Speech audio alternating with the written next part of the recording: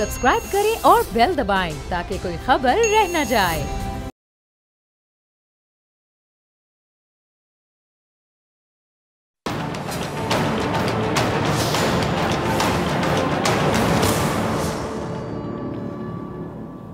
अस्सलामुअलैकुम, मैं हूं डॉक्टर फिजा खान और मैं हूं पाकिस्तान। नाज़रीन, सदर ममलिकत डॉक्टर आरिफ अलवी ने मुल्क भर में आम इंतखाबात के लिए 6 नवंबर की तारीख तजवीज़ कर दी है। सदर आरिफ अलवी ने chief election commissioner Sikandar Sultan Raja के नाम खत लिखा, जिसमें कहा है कि मैंने 9 अगस्त को वज़ीर आज़म के मशवरे पर कौमी असम्बली को तहलील किया। सदर का इख्तियार है कि आम इंतखाबात के लिए 90 दिन के अंदर की तारीख मुकर्रर करे। आईनी जिम्मेदारी पूरी करने की खातिर चीफ इलेक्शन कमिश्नर को मुलाकात के लिए मदऊ किया गया ताकि आइन और इसके हुक्म को लागू करने का तरीका वज़ा किया जा सके। सदर के खत के मतन के मुताबिक चीफ इलेक्शन कमिश्नर ने जवाब के बरक्स मौक़िफ़ इख्तियार किया कि ये इलेक्शन कमीशन का इख्तियार है। विफाक को मजबूत बनाने के लिए कौमी असम्बली और सूबाई असम्बलियों के आम इंतखाबात एक ही दिन कराए जाने पर इत्तफाक है। सदर ने खत में कहा है कि इलेक्शन कमीशन आज़ादाना मुनसिफाना इंतखाबात के इनेकाद के लिए आइनी और कानूनी इक़दाम की पाबंदी करे और इलेक्शन कमीशन कौमी और सूबाई असम्बलियों में एक ही दिन इंतखाबात कराने के लिए आला अदलिया से रहनुमाई हासिल करे। सदर ममलिकत ने खत में मजीद कहा कि अगस्त में मरदमशुमारी की इशाअत के बाद हल्का बंदियों का अमल भी जारी है और आइन के आर्टिकल 51(5) और इलेक्शन एक्ट के सेक्शन 17 के तहत ये लाजमी शर्त है। विफाकी वजारत कानून इंसाफ भी इलेक्शन कमीशन ऑफ पाकिस्तान जैसी राय की हामिल है। आइन के आर्टिकल 48(5) के तहत सदर का इख्तियार है असम्बली तहलील की तारीख से 90 दिन के अंदर की तारीख मुकर्रर करे, लिहाजा आम इंतखाबात कौमी असम्बली तहलील की तारीख के 89वें दिन यानी पीर 6 नवंबर को होने चाहिए। अब दूसरी जानिब पीपल्स पार्टी के चेयरमैन बिलावल भुट्टो जरदारी साहब ने गैर एलानिया इंतखाबी मुहिम का आगाज कर दिया और कराची से शुरू होने वाला उनका सफर सिंध से होता हुआ पंजाब तक पहुंच गया है और कल लाहौर में वो पीपल्स पार्टी की सेंट्रल एग्जीक्यूटिव कमेटी के इजलास की सदारत करेंगे। अच्छा, दूसरी जानी मुस्लिम लीग नून के कायद नवाज शरीफ साहब की भी वतन वापसी का फैसला हो गया है।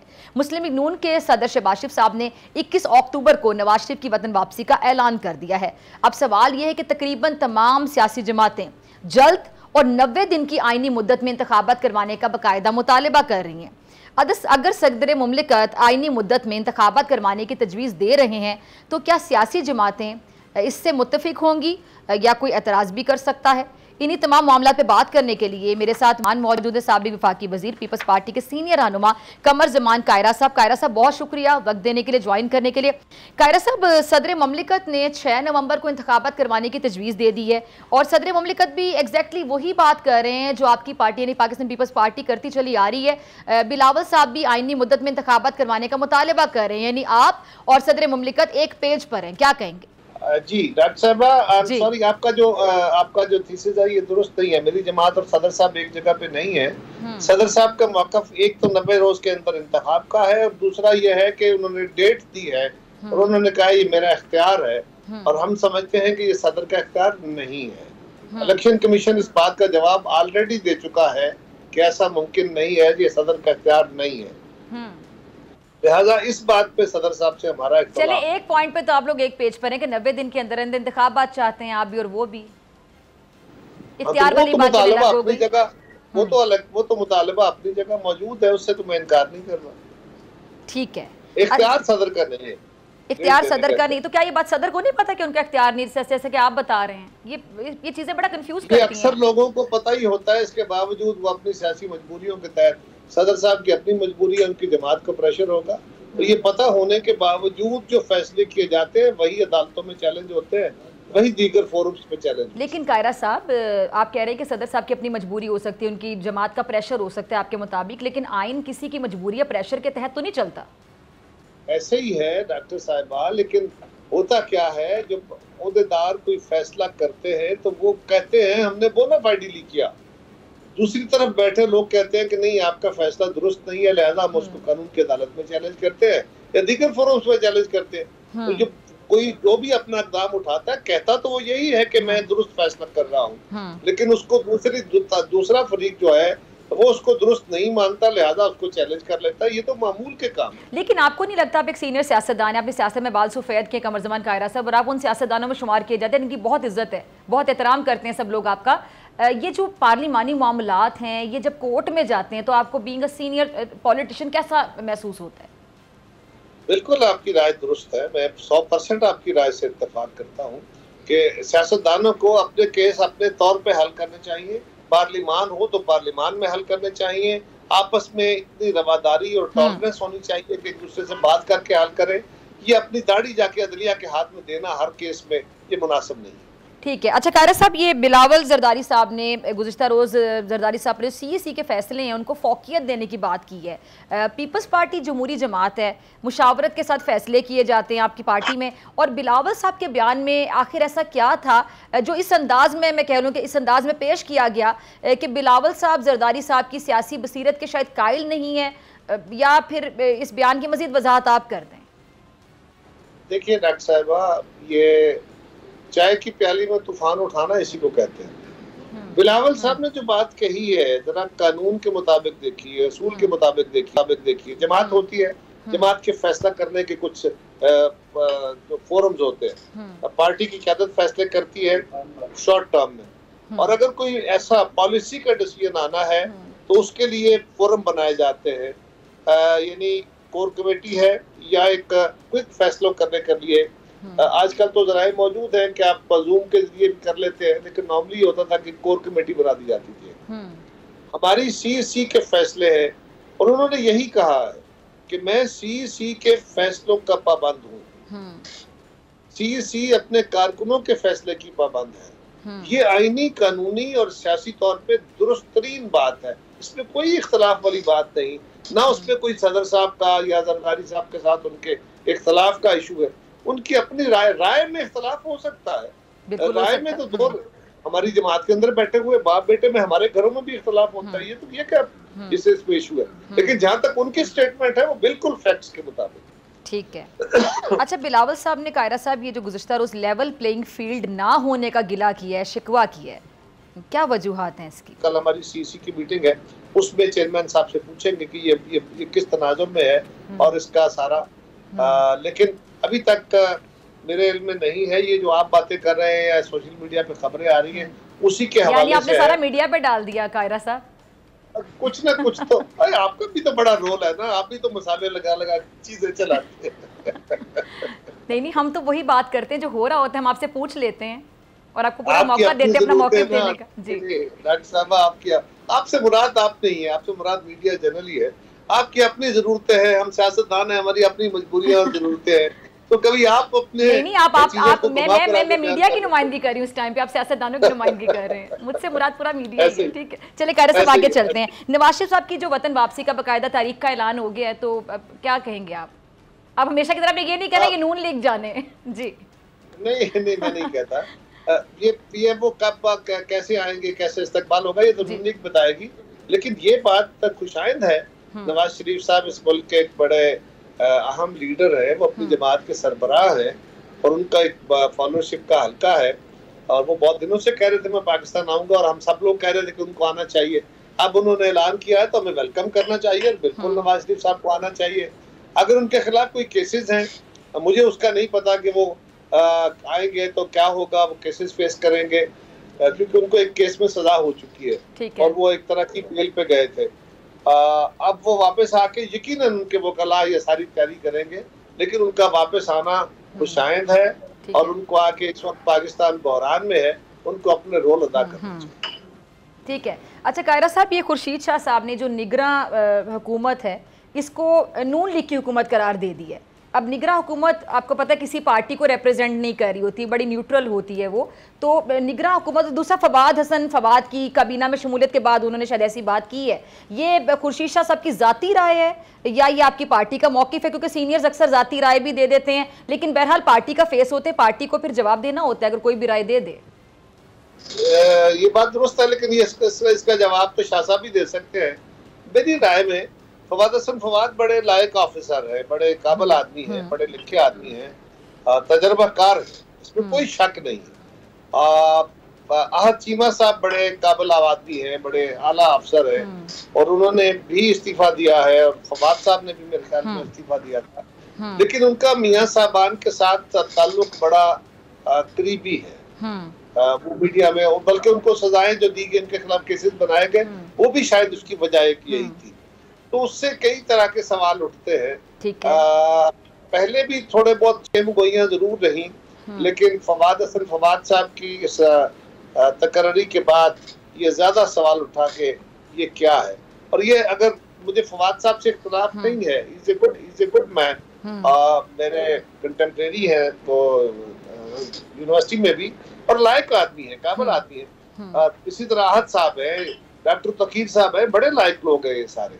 लेकिन उनकी सियासी या उनकी जाती जो वाबस्तगियां हैं या ताल्लुक वास्ता है, उसकी बुनियाद पे ये सवाल उठाए जाते हैं। सो फवाद साहब को वजीर बनना कोई जरूरी नहीं था, ना ही उन्होंने मांगा होगा, वो ना बनते तो ज्यादा बेहतर होता। अच्छा कायरा साहब, आपने कहा बड़े लाइक आदमी है, वो बड़े काबिल आदमी है। मैं सिर्फ उनकी बात नहीं करी, किसी भी काबिल शख्स को या लाइक शख्स को जो अपनी फील्ड में बड़ा महारत रखता है और बड़ा तजर्बा रखता है, और जाहिर बात है किसी की काबिलियत की बिना पर उसकी इज्जत और एहतराम किया जाता है माशरे में, किसी भी काबिल शख्स को जब मुतनाज़ बना दिया जाता है तो कैसा लगता है? अफसोसनाक होता है जी, यकीनन अफसोसनाक होता है। लेकिन मैं तो सिर्फ ये गुजारिश कर रहा हूँ कि जहाँ परसेप्शंस की बातें हों वहाँ परसेप्शन का ख्याल रखना चाहिए। मैं तो उनकी काबिलियत का, उनके तजर्बे का एहतराम करता हूँ, दीगर लोगों का भी, और जाती तौर पे मैं समझता हूँ कि वो अच्छे लोग हैं। लेकिन बहरहाल वाबस्तगियों की बुनियाद पे लोगों के सवाल होते हैं ना जी। ठीक है,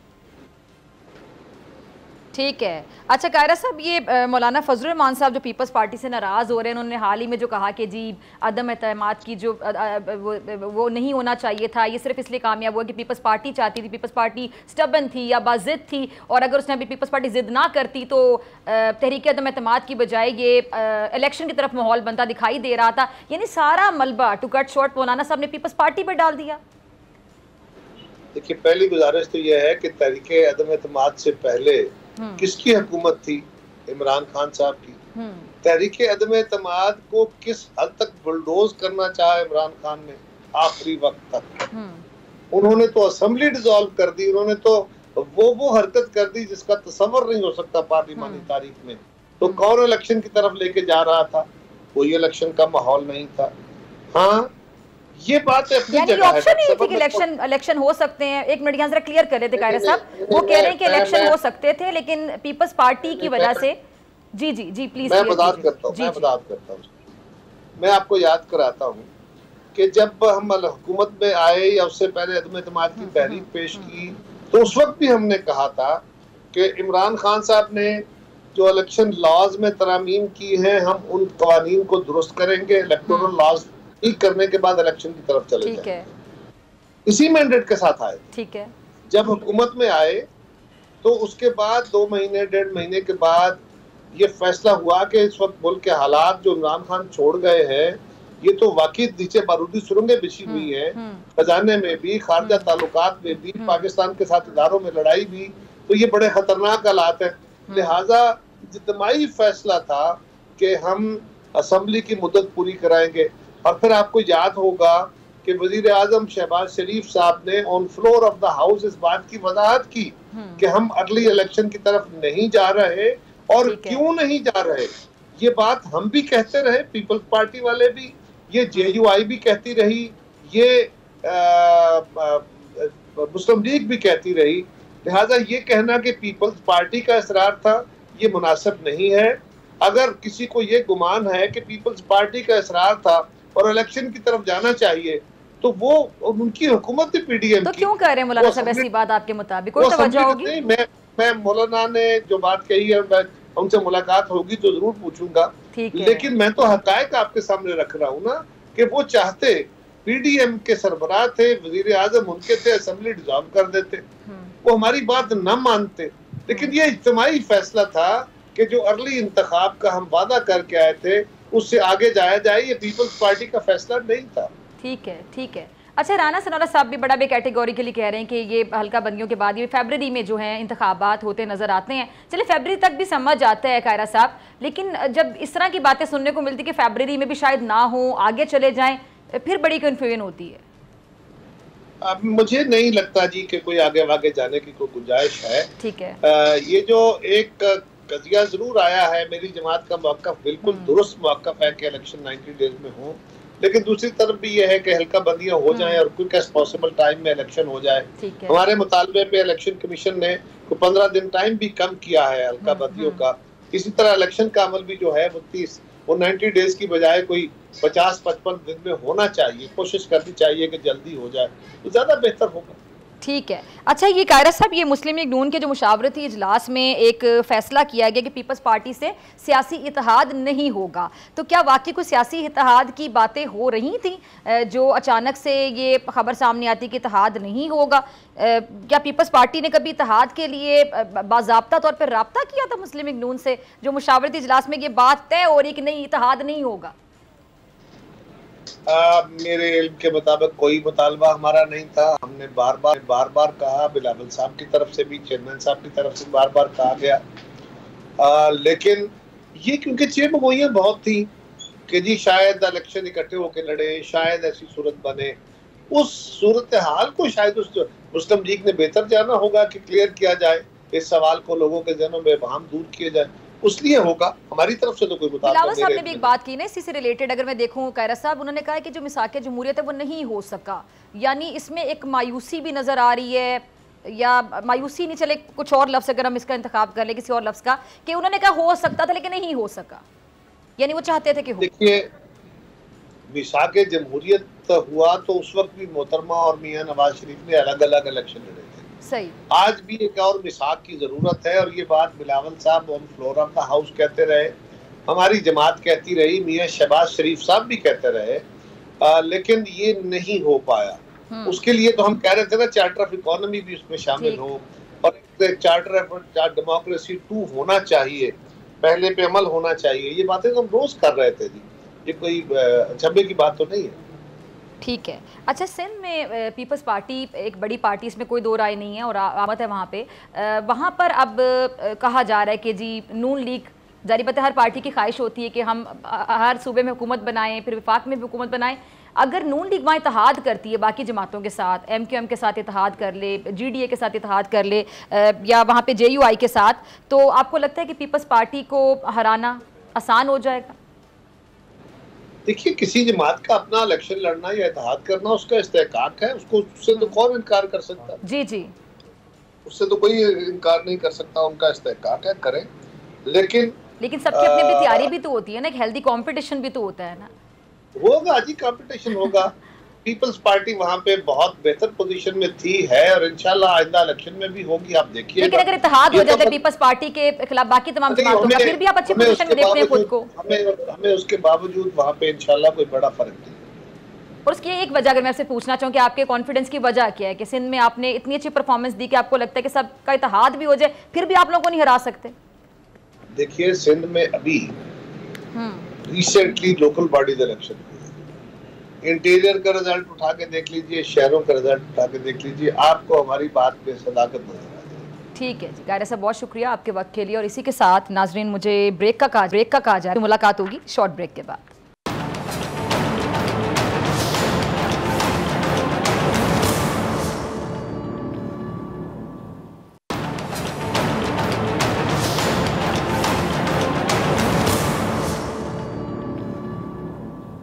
वेलकम बैक नाजरीन। मुस्लिम लीग नून के कायद मियां नवाज शरीफ साहब की वतन वापसी के लिए तारीख का बाकायदा ऐलान कर दिया गया। 21 अक्टूबर को नवाज शरीफ वतन वापस आएंगे।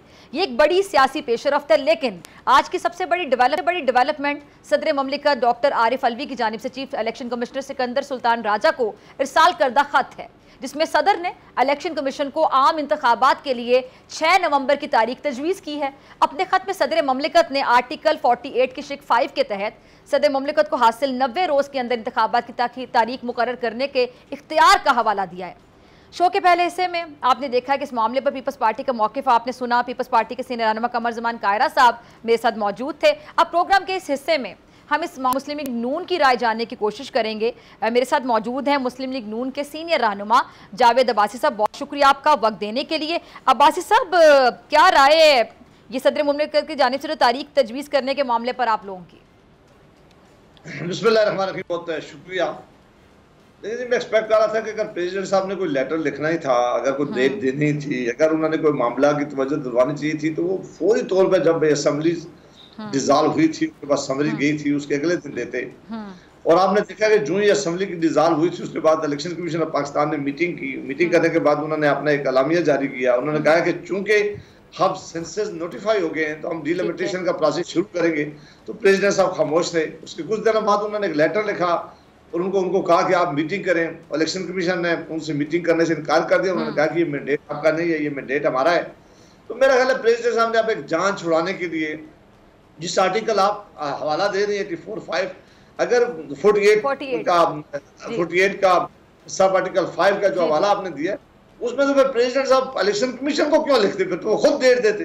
अब वो तो ये कहता है, वो ये तो नहीं कहता कि आप उनको लेटर लिखें। मेरा ख्याल है प्रेसिडेंट साहब पहले की तरह बहुत सख्त कंफ्यूज्ड हैं, उन्हें खुद भी पता नहीं है। मेरा ख्याल है वो अंदर प्रेशर है, इसलिए उन्होंने फिर एक दोबारा लेटर लिख के तो मेरा ख्याल अपनी जान छोड़ दिया। मुझे नहीं लगता कि उनके लेटर्स की कोई बड़ी अहमियत होगी। इलेक्शन कमीशन एक मीटिंग करके जवाब दे देगा कि चूंकि मैंडेट हमारा है, हम डेट देंगे, आप मेहरबानी करके जो पिछला खत हमने आपको लिखा था उसी को ही हमारा जवाब समझें और मेहरबानी करके वहाँ चाय शाय पिए और रेस्ट करें।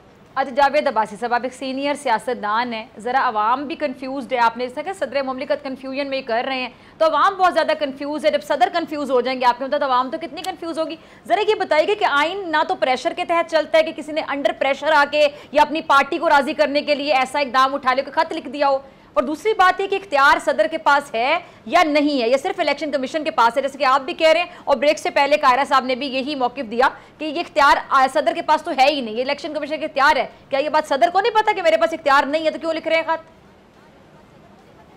देखिए, मैं इन प्रिंसिपल तो ये कहूंगा कि इलेक्शन 90 डेज के अंदर होने चाहिए। ठीक है, किसी सूरत में भी इलेक्शन डिले नहीं होने चाहिए थे, ना होने चाहिए। ठीक है, क्योंकि आइन बड़ा वाज़ेह है इस मामले पर कि जब भी असेंबली डिसॉल्व की जाएगी तो इलेक्शन 90 डेज में होंगे, और अगर इलेक्शन आपने असेंबली अपनी मुद्दत पूरी कर ले तो 60 डेज में होंगे। ठीक है, और केयर टेकर गवर्नमेंट की हो, वो सूबे की हो या मरकज के लिए, उसके लिए भी जो डेज रखे गए हैं वो 90 डेज ही रखे गए थे या 60 डेज के, वही आएंगे इलेक्शन कराएंगे। नंबर 1।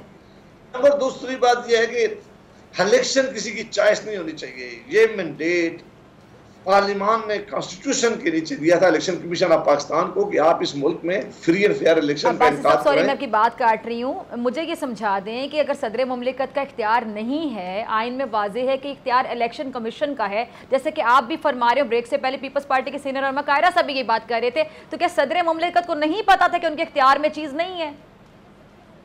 देखें, मैं ये कहता हूँ कि ये पहले सदर के पास ये इख्तियार पहले भी था और अब भी एक क्लास के जरिए उनके पास है, लेकिन चूंकि इलेक्शन एक्ट में अमेंडमेंट कर ली गई थी कुछ अर्सा पहले, और वो जो अमेंडेड लॉ था, जो अमेंडमेंट करके सदर पाकिस्तान के पास भेजी गई थी, और सदर साहब ने उस पर खुद साइन किया है। ठीक है, बड़ा अच्छा होता कि सदर साहब उस वक्त उस लॉ पर साइन न करते और लिख देते कि जो पावर कॉन्स्टिट्यूशन ने मुझे दी है इन हालातों में, वो हालात वो हैं कि जब सदर असेंबली डिसॉल्व करे या असेंबली अपनी मुद्दत पूरी कर दे और सदर के पास जाए और सदर नोटिफाई करे।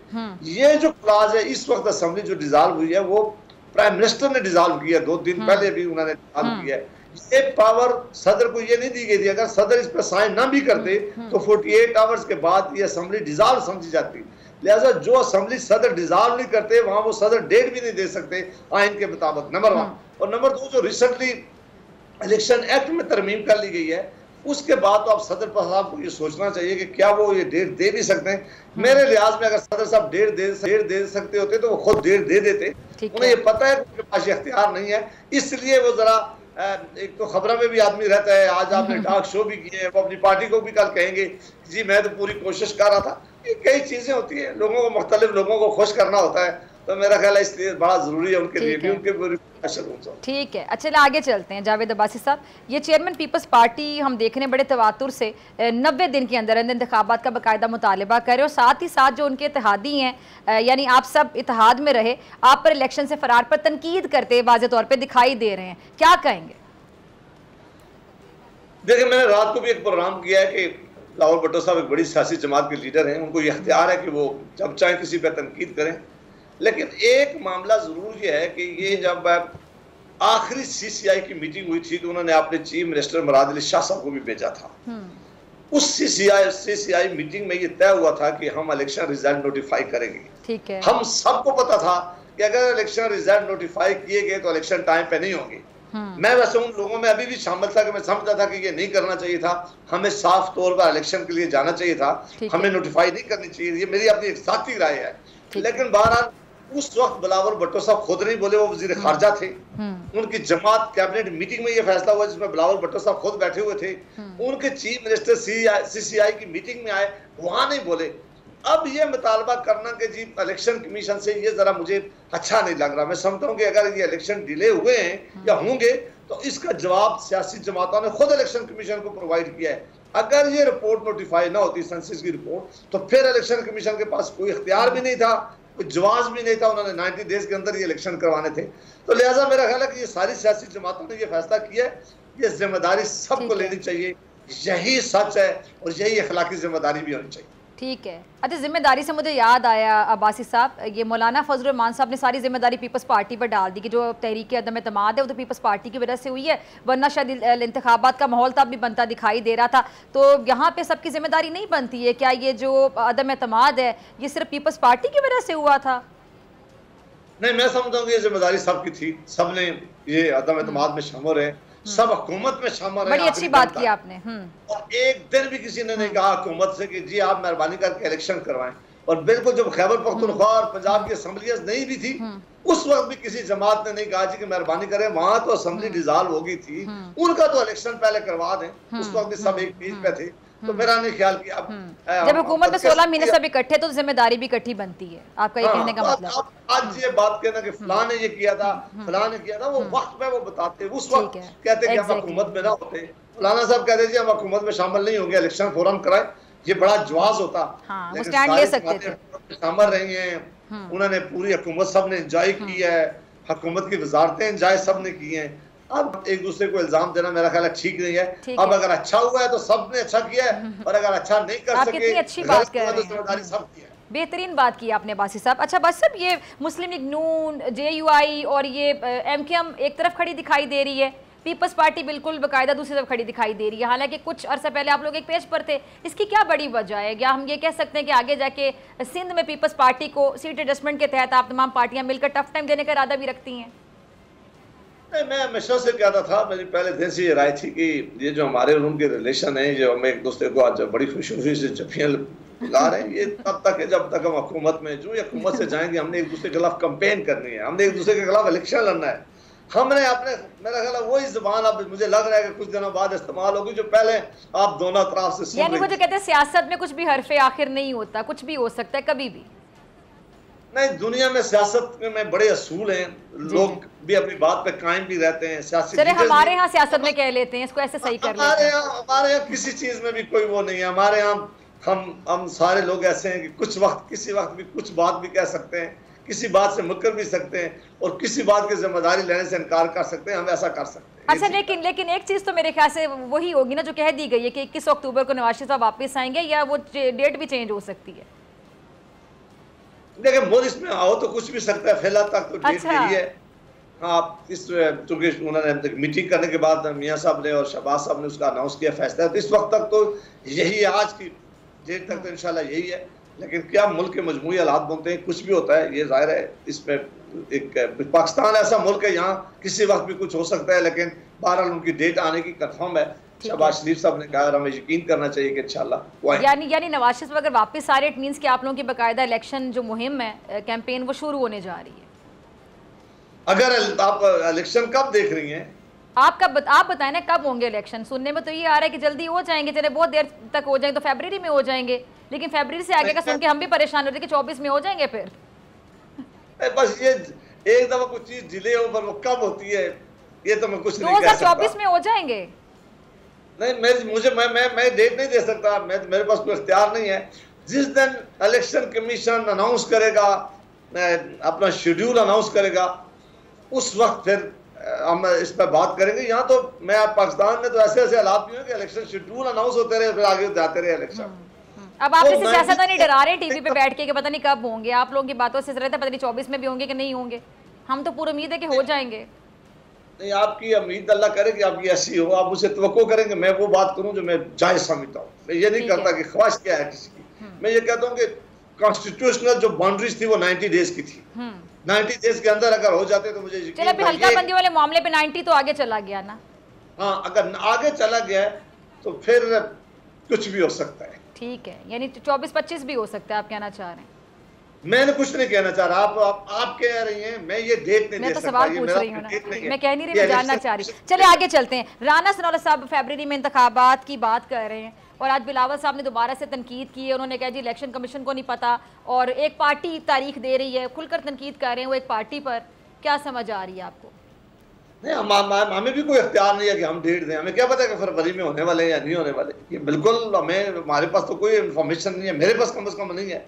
मैं ये एक्सपेक्ट कुछ नहीं कर रहा। मैं कह रहा हूँ कि 2 तरीके थे, या 90 डेज के अंदर अंदर होते, वो आइन की रिक्वायरमेंट थी जो होना चाहिए तो राना सनौला साहब अपने अंदाजे के मुताबिक बात कर रहे हैं। जाहिर है या तो उनके इलेक्शन कमीशन को उनसे पूछा होगा या उनका अपना अंदाजा होगा, और राना साहब भी बता सकते हैं। मेरे पास अभी तक कोई नॉलेज नहीं है कि इलेक्शन कमीशन कब इलेक्शन कराएगा। अच्छा, ये जो निगरां हुकूमत है बड़ा ये न्यूट्रल सेटअप होता है, ये किसी पार्टी को सपोर्ट नहीं कर रहा होता, सबको पता है अच्छे से बात। लेकिन खुर्शीद शाह साहब की आपने गुफ्तगू सुनी होगी, वो ये तासुर देने की कोशिश कर रहे हैं कि जैसे जो निगरां सेटअप है, ये निगरां हुकूमत है, वो नून लीग की हुकूमत है। शायद फवाद हसन फवाद साहब के काबीना में शमूलियत के बाद उन्होंने ये बात की है। इस पर आपकी पार्टी का क्या मौक़िफ़ है? ये बेसिकली पार्टी पर इल्ज़ाम ही है ना कि निगरां सेटअप को उनसे जोड़ देना। मुझे अभी पार्टी के मौक़िफ़ का इसलिए पता कि इस पर तो पार्टी में अभी कोई डिस्कशन नहीं हुई, लेकिन मैं ज़ाती तौर पर समझता हूँ कि जब ये 18 अमेंडमेंट हो गई थी, जहाँ और चीज़ें भी गलत हुई हैं, कुछ चीज़ें उसमें एक ये भी बड़ी गलत बात डाली गई है, केयर टेकर का सेटअप। ये कहीं भी नहीं है, ना होना चाहिए। क्योंकि जब केयर टेकर और हुकूमतें आ जाती हैं, उनका सबसे ज़्यादा उनका यकीन होता है कि हम इलेक्शन डिले करें और हम पावर में रहें। आते वो इसलिए हैं कि इलेक्शन फ्री एंड फेयर करवाएं और जल्दी करवाएं, होना ये चाहिए था। लेकिन हमने देखा है कि हमारे यहाँ ऐसा कभी हुआ नहीं है। जो जी आ जाता है वो सूबे में हो या मरकज में हो, वो कहते हैं अगर ये लंबा हो सकता है तो जरूर हो, हम अभी तक इधर ही नहीं। नंबर 1। नंबर 2, कंट्रोवर्सी हमेशा से रही है केयर टेकर के मतलब भी कि जाहिर है यहाँ पाकिस्तान में सियासी जमातों में अंदर लाइकिंग और डिसलाइकिंग लोगों की होती है। वो एक दूसरे के बारे में कह सकते हैं कि जी इस आदमी की ज्यादा तल्लुक किसी इस लीडर से हो सकता है, इस जमात से हो सकता है। लिहाजा मेरा ख्याल है कि ये कंट्रोवर्सी तो जरूर रहेगी, लेकिन ये बेहतर है कि सियासी जमातें एक दफा इस मामले को दोबारा कंसीडर करें ये और देखें कि वो सारी दुनिया में वही प्राइम मिनिस्टर चलता है, उसी को चलना रहना चाहिए। 90 डेज में इलेक्शन होना चाहिए, फिर उसको दे के वापस चला जाना चाहिए।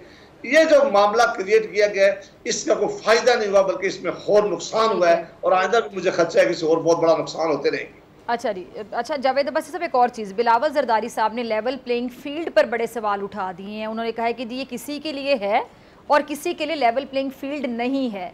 इशारा ये जाहिर कर रहा है कि जिस तरह मुस्लिम लीग नून की जानिब इशारा कर रहे हैं, तो क्या समझ रहे हैं? उनकी तनकीद जायज़ है? कन्फ्यूज़ हैं वो? क्यों तनकीद करनी शुरू कर दी एकदम से उन्होंने?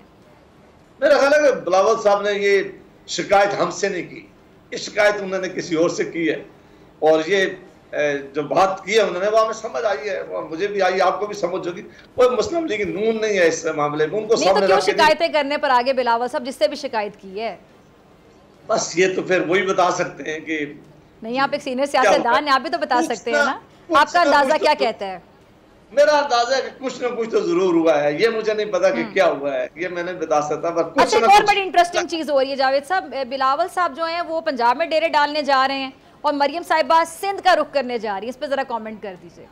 अच्छी बात है, सारी लीडरशिप को इख्तियार सारे सूबों में जाएं, सूबों में जाके कैंपेन करें, अपनी पार्टी को ऑर्गेनाइज करें, इलेक्शन के लिए लोगों को तैयार करें। तो पंजाब और पीपल्स पार्टी के लिए बड़ा चैलेंज होगा, सिंध मुस्लिम लीग नून के लिए बड़ा चैलेंज होगा।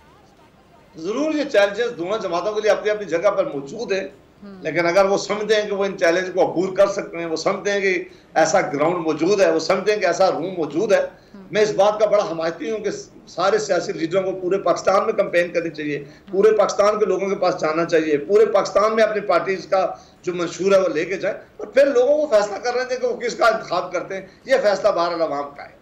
ठीक है। अच्छा, आपके ये लंदन में आपकी पार्टी का जो मुशावरती इजलास हुआ है, इसकी कोई अपडेट हो तो प्लीज़ शेयर कर दीजिएगा। बस इसकी इतनी अपडेट जो मैंने बता दिया कि मियां साहब ने इंशाल्लाह आना है 21 तारीख को। ये तारीख आगे नहीं जाएगी?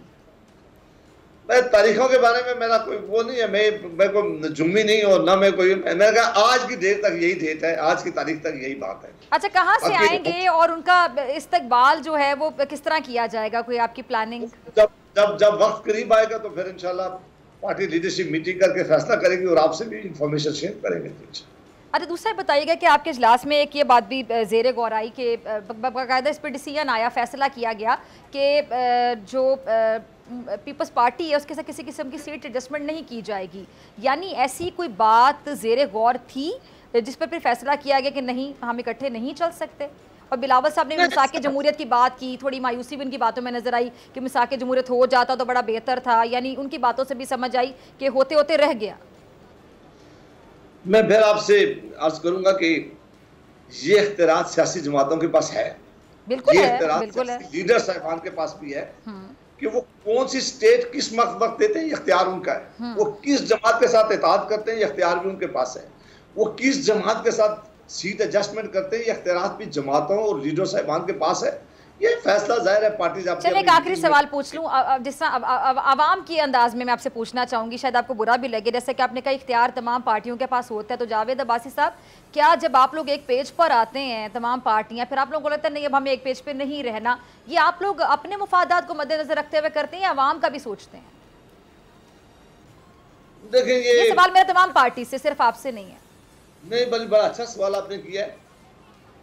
देखिए पेज पे आने का मकसद दो तरह से हो सकता है। एक तो पार्लियामान के अंदर जमहूरी तरीका यही होता है कि आप एक दूसरे से बात करते हैं, एक दूसरे के पास सपोर्ट करते हैं। अगर कोई लेजिस्लेशन अच्छा आया है तो आप उसको सपोर्ट करते हैं, आप कोई अच्छी पॉलिसी आई है तो उसको सपोर्ट करते हैं। और बहुत बेशुमार मौके होते हैं सारी दुनिया में। हमारे यहाँ ये रिवाज कम हो गया है कि लोग अपोजिशन के साथ भी मिलकर पार्लियामान के अंदर भी काम करते हैं और हुकूमत में उनको एंगेज करती है, क्योंकि वो भी मुंतखब लोग होते हैं। अब चूंकि पीडीएम की हुकूमत तो एक वाकई ये तो एक अलायंस बनकर रही है, इन्होंने एक जजेज की है, उसके नतीजे में वोट ऑफ नो कॉन्फिडेंस आया, फिर ये सारे लोग हम हुकूमत में थे, तो जाहिर है हुकूमत में जब हम रहे तो हमारी कुर्बत भी बढ़ी है। लेकिन हम सबको ये पता था कि इलेक्शन जब आएंगे, जब इलेक्शन का एक माहौल पैदा होगा, फिर सियासी जमातें मैदान में एक दूसरे के खिलाफ। सबको पता है इलेक्शन करीब आएंगे तो कुर्बतें कम हो जाएंगी, फासले बढ़ जाएंगे, जी जी, मुकाबलेबाजी शुरू हो जाए। ये मोहब्बत थोड़े पहले से पता था, ये पहले से पता था। कम से कम मुझे तो 100% ये पता था कि ये जो ही हुकूमत खत्म होगी, इलेक्शन का माहौल बनेगा, हम एक दूसरे के साथ उसी तरह का माहौल पैदा हो जाएगा जो पहले। चलिए आखिर में 30 सेकंड दोबारा जरा बता दीजिएगा, आप इंतखाबात कब देखते हैं जावेद अब्बासी साहब? मैं उस दिन देखूंगा जिस दिन चीफ इलेक्शन कमिश्नर या election commission of Pakistan announce करेगी तारीख कि फलां दिन इलेक्शन होंगे, उसके बाद मैं देखूंगा कि इलेक्शन होते हैं कि नहीं होते। अभी मुझे कुछ पता नहीं। तो कल अहम इजलास जो बुला लिया गया है ये सदर ममलिकत के खत पर, उस पर आपको लगता है कि तारीख दे दी जाएगी? मैंने आपको कहा है कि उनको यही कहा जाएगा कि जो पहले हमने खत का आपको जवाब दिया है उसको आप काफी समझें, वही हमारा जवाब है। आप मेहरबानी करके चाय पिए, सदर हाउस एंजॉय करें, ये काम हमें करने दें। मुझे लगता है यही जवाब होगा। ठीक है बासी साहब, बहुत शुक्रिया आपके वक्त के लिए, और इसी के साथ मुझे दीजिए इजाज़त। आपसे मुलाकात होगी इंशाल्लाह कल, सेम टाइम सेम चैनल। अगर ज़िंदगी ने वफा की, दुआओं में याद रखिएगा, अपना बहुत ख्याल रखिएगा। अल्लाह निगहबान।